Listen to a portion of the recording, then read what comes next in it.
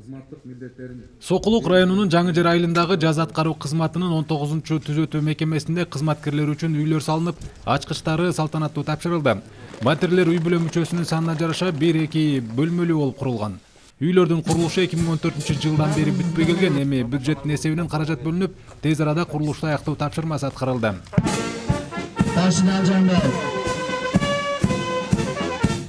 6 жылдан бери көп жерде иштедим. Номер 2-түзөтүү мекемесинде иштеп жүргөн аякта квартирада жашачыбыз.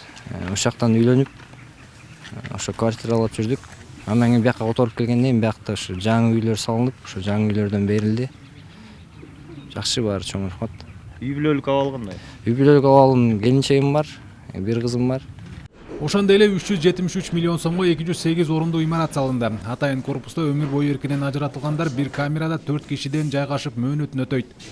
Бардык шарттары бар камерада. Жылуу отопление нормаларын бүт баары контролдо кылып турабыз. Тамак ашы 3 маал берилип турат. Бардык рациондору баары бар. Ал жерден кийим кечектери берилип турат. Мындан сырткары Аламүдүн районундагы Молдовановка айылында жайгашкан номер 31-түзөтүү мекемесинин аймагында 365 орундуу адистештирилген борбордук оорукана ачылды. Мунун 100 керебети кургак учук менен ооругандар үчүн даярдалган. Борбордо неврология, психоневрология, наркология, хирургия жана көп тармактуу терапия бөлүмдөрү бар. Ооруканага казынадан 340 миллион сом бөлүнгөн. Мурда эркинен ажырагандар ооруп калса, 47 мекемеде дарыланчу. Мамлекеттик план боюнча менин билишимче шаардын сыртына жайгашылыш керек болчу. Ошонун 47 көчүп биз бияка келдик. Бүгүнкү күндө ушул 47-нин ордуна заманбап оорукана салынып отурат.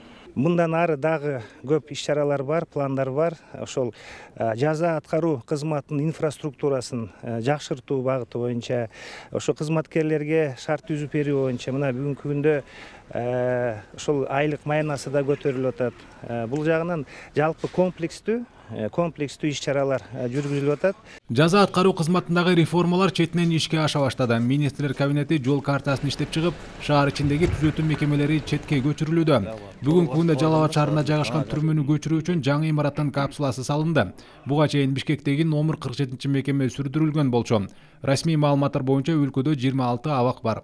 Сайфуддин Мурзаев, Умар Малашев, Ерлан Жонушалиев, Ала Тоо 24.